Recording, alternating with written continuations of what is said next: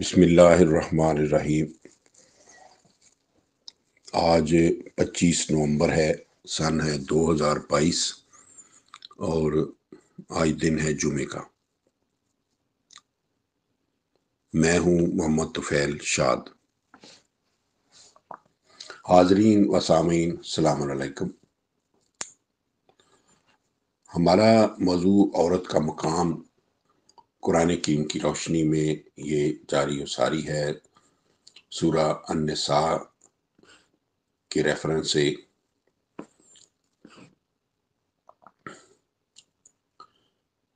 اس سلسلے میں آپ کی یاد دہانی کے لیے میں دہراتا چلوں کہ ہم یہاں تک پہنچے تھے کہ اللہ تعالیٰ کا وحی کا ایک ہی طریقہ ہے، اور وہ ہم نے تصریف آیات کے ذریعے قرآنی اسلوب کے مطابق ثابت کیا تھا کہ رسول کریم کی طرف سابقہ جملہ رسولوں ہی کی واحد کتاب نازل کی گئی تھی، اور آپ کی طرف بھی اسی طرح وحی کی گئی تھی جس طرح جملہ رسولوں خصوصاً مذکورہ بالا انبیاء نوح، داؤد سلام علیہ کی طرف وحی کی گئی تھی۔ اب آئیے سامعین کرام آیت مجیدہ 164 کے مندرجات کی طرف کہ رسولاً قد قصصناہم علیک من قبل ورسولاً لم نقصصہم علیک۔ ان الفاظ میں اللہ تعالیٰ نے اپنے جملہ مذکور و غیر مذکور انبیاء کو انا اوحینا الیکا کما اوحینا الی نوح کی ضمن میں بیان کر دیا ہے کہ حضور کی طرف بالکل اسی طرح وحی کی گئی تھی جس طرح جملہ انبیاء نوح سلام علیہ تا عیسیٰ سلام علیہ کی طرف وحی ہوئی تھی۔ اور اس آیت نمبر 164 کے اخیر پر اسی کما اوحینا کے ضمن میں ارشاد ہوا ہے وَكَلَّمَ اللَّهُ مُوسَىٰ تَكْلِيمًا، اور اللہ تعالیٰ نے موسیٰ کے ساتھ کلام فرمایا اپنے اسی مخصوص انداز تکلم کے ساتھ۔ تو واضح رہے کہ انا اوحینا الیکا کما اوحینا کے مطابق آخری رسول سلام علیہ کی طرف بھی کلم اللہ موسیٰ تکلیمہ کے انداز سے وحی فرمائی گئی تھی۔ حاصل کلام یہ ہے کہ جس طرح جملہ انبیاء کی طرف وحی کی گئی تھی اسی طرح آخری رسول سلام علیہ کی طرف وحی کی گئی، یا دوسرے لفظوں میں جس طرح آخری نبی سلام علیہ کی طرف وحی کی گئی تھی اسی طرح جملہ انبیاء کی طرف وحی کی گئی تھی۔ تو پیچھے عنوان قائم یہ کیا گیا ہے یا جاری ہے کہ وحی کا ایک ہی طریقہ ہے۔ قرآن کریم سے جملہ انبیاء کے لیے وحی کا ایک ہی طریقہ ثابت ہے، جیسے کہ سورہ شورى میں بھی ارشاد ہوا ہے کہ وَمَا كَانَ لِبَشَرٍ أَن يُكَلِّمَهُ اللَّهُ إِلَّا وَحْيًا أَوْ مِن وَرَاءِ حِجَابٍ أَوْ يُرْسِلَ رَسُولًا فَيُوحِيَ بِإِذْنِهِ مَا يَشَاءُ۔ یہ 42 اور 51 ہے۔ آیت مجیدہ کا مفہوم عرض کرنے سے پہلے چند امور کی وضاحت جو ہے وہ ضروری ہے۔ پہلا نقطہ یہ ہے کہ آیت مجیدہ میں دو او الف زبر واو او آٹھواں بمعنی واو اور ایک فا آئی ہے، جنہوں نے اسے 4 جملوں میں تقسیم کر رکھا ہے۔ ناظرین سامعین کی آسانی کے لیے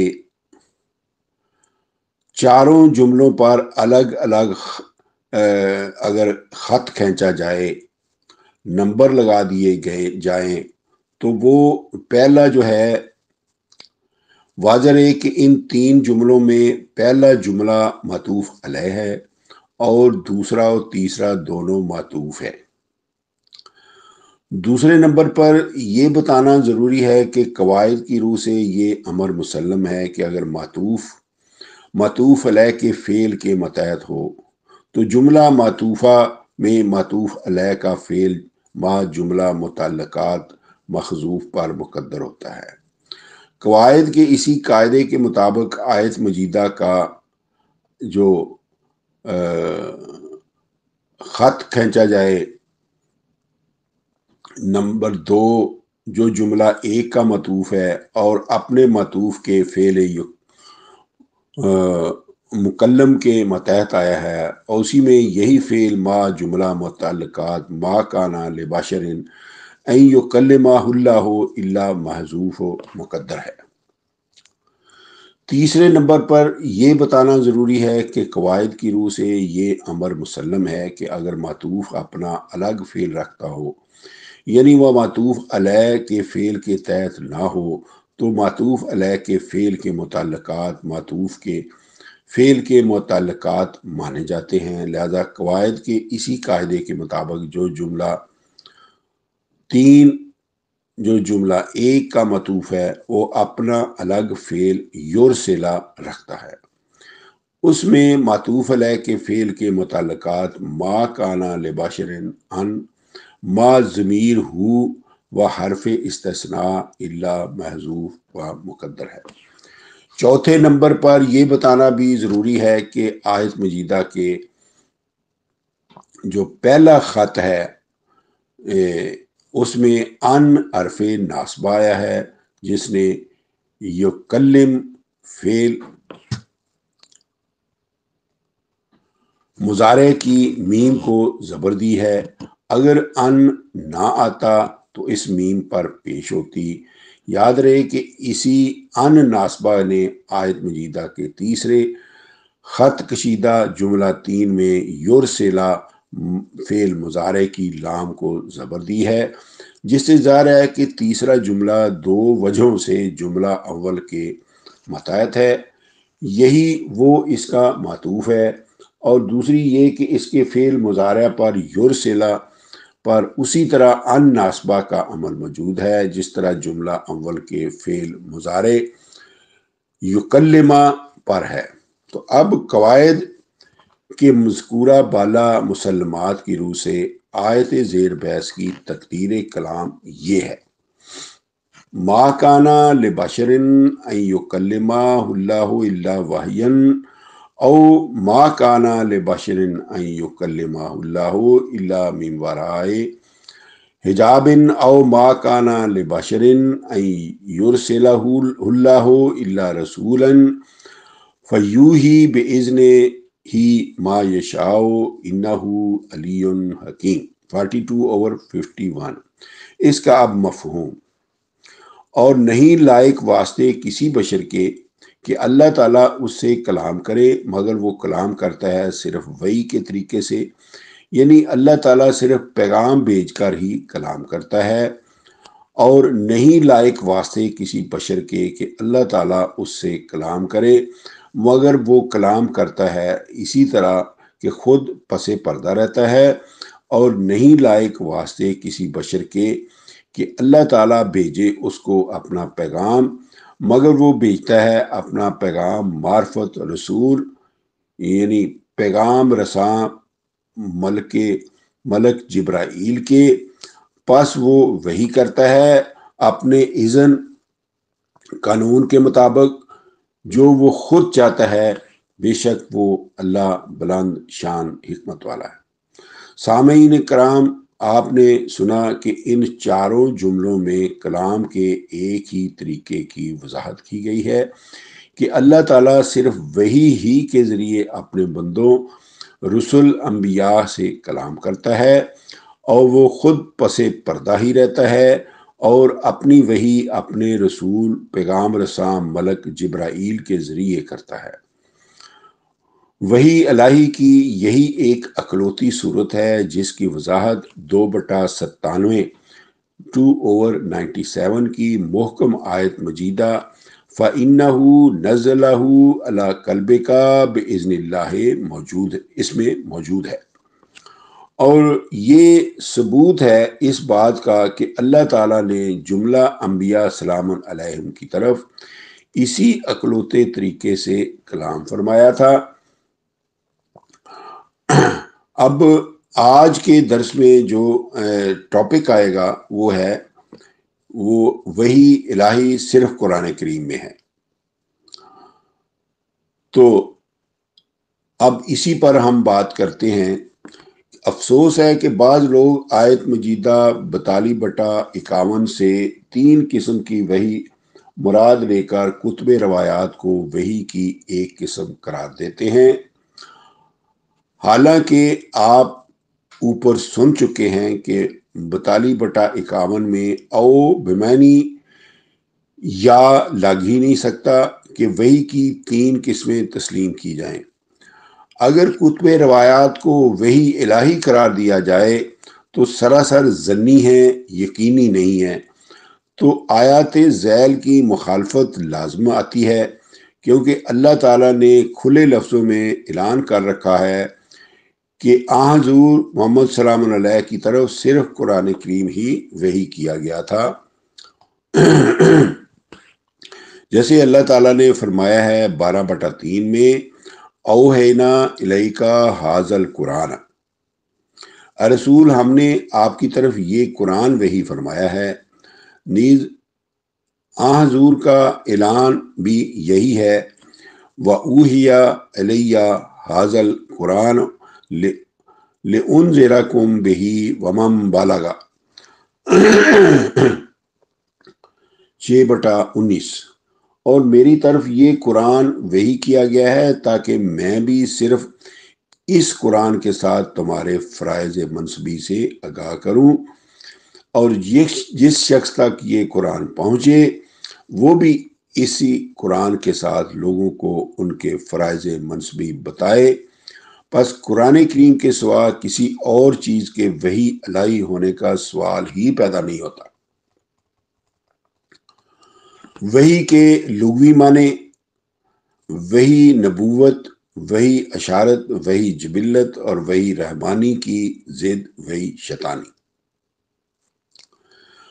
آگے بڑھنے سے پہلے سامعین کرام لفظ وحی کے لغوی معنی اور قرآن مجید میں اس لفظ کے مختلف استعارات ملاحظہ فرمائیں۔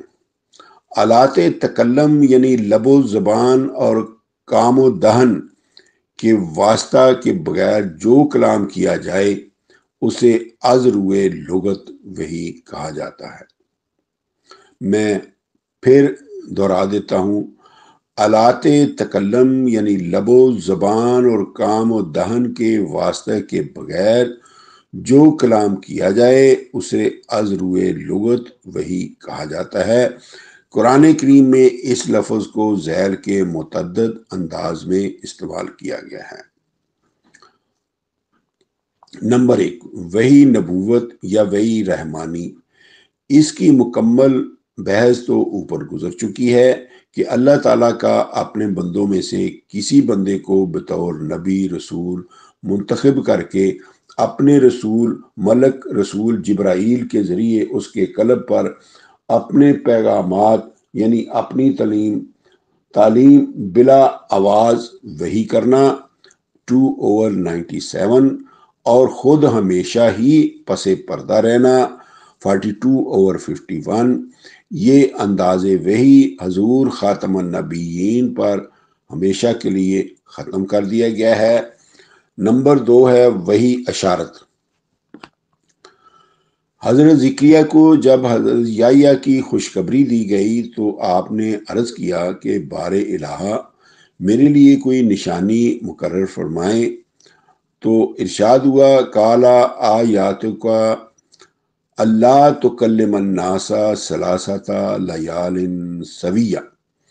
19/10 اللہ نے فرمایا کہ تیرے لیے یہ نشانی مقرر کی گئی ہے کہ تو پوری 3 راتیں زبان سے کلام نہ کرے، اور اس زبان سے کلام نہ کرنے کو اگلی آیت مجیدہ 19/11 میں وحی کے لفظ میں بیان کیا گیا ہے۔ فَخَرَجَ عَلَى قَوْمِهِ مِنَ الْمِحْرَابِ فَأَوْحَىٰ إِلَيْهِمْ أَن سَبِّحُوا بُكْرَةً وَعَشِيًّا۔ پھر زکریا سلام علیہ محراب سے نکل کر اپنی قوم کی طرف آیا اور انہیں زبان کے واسطے کے بغیر اشاروں کے ساتھ وحی کی کہ صبح اور پچھلے پیر ہر آن اپنے فرض منصبی ادا کرتے رہو۔ سورہ آل عمران میں حضرت زکریا کی اسی وحی یعنی تکلم بلا واسطہ لب و زبان کو اللہ تکلم الناس ثلاثۃ ایام الا رمزن 3/41 کے الفاظ میں بیان کیا گیا ہے کہ تو 3 دن تک لوگوں سے اشاروں کے سوا کلام نہ کرے۔ پس وحی کا ایک قرآنی معنی ہے اشاروں کے ساتھ کلام کرنا۔ وحی جبلت سورہ نحل میں ارشاد ہوا ہے وَأَوْحَىٰ رَبُّكَ إِلَى النَّحْلِ أَنِ اتَّخِذِي مِنَ الْجِبَالِ بُيُوتًا وَمِنَ الشَّجَرِ وَمِمَّا يَعْرُشُونَ ثُمَّ كُلِي مِن كُلِّ الثَّمَرَاتِ فَاسْلُكِي سُبُلَ رَبِّكِ ذُلُلًا يَخْرُجُ مِن بُطُونِهَا شَرَابٌ مُخْتَلِفٌ أَلْوَانُهُ فِيهِ شِفَاءٌ لِلنَّاسِ إِنَّ فِي ذَلِكَ لَآيَاتٍ لِقَوْمٍ يَتَفَكَّرُونَ 16/68 اور 59 یعنی 16/68 and 69۔ تیرے رب نے شہد کی مکھی کو جبلت میں وحی کر دی ہے کہ تو پہاڑوں، درختوں اور چھجوں پر گھر بنایا کر، پھر تو ہر میوے سے کھایا کر اور اللہ کی راہ پر اس کی فرما بردار ہو کر چلا کر۔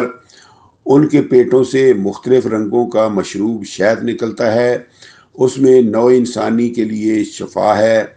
بے شک اس بیان میں تفکر کرنے والوں کے لیے نشانی ہے۔ اب دیکھیے کہ پہاڑوں، درختوں، چھجوں پر گھر بنانا بھی اللہ تعالیٰ نے شہد کی مکھی کی جبلت میں رکھ دیا ہوا ہے، اور جملہ میوہ جات کو چوسنا اور ان کی مٹھاس کو اپنے پیٹ سے نکال کر اپنے چھتوں میں بھرنا بھی سب کچھ اس کی جبلت ہی میں رکھ دیا ہوا ہے، جس کے لیے اوہا کا لفظ لایا گیا ہے۔ اسے وہی جبلت کہا جاتا ہے۔ ہر جاندار کی جبلت میں اللہ تعالیٰ نے جو خاصیت ودیت فرمائی ہے وہ ہر ایک اللہ تعالیٰ کی وہی جبلت ہے۔ سورہ حامیم سجدہ میں ارشاد ہوا ہے کہ وَأَوْحَىٰ فِي كُلِّ سَمَاءٍ أَمْرَهَا 41/12۔ اللہ نے ہر سماوی کرہ اور ہر سماوی فضا میں اس کا فرض منصبی وحی کیا، اس کی خلقت ہی میں ودیت کر دیا۔ سورہ الزلزال میں زمین کے متعلق ارشاد ہوا ہے وَإِذَا زُلْزِلَتِ الْأَرْضُ زِلْزَالَهَا وَأَخْرَجَتِ الْأَرْضُ أَثْقَالَهَا وَقَالَ الْإِنسَانُ مَا لَهَا يَوْمَئِذٍ تُحَدِّثُ أَخْبَارَهَا بِأَنَّ رَبَّكَ أَوْحَىٰ لَهَا 99/1-5 99/1 سے 5 تک۔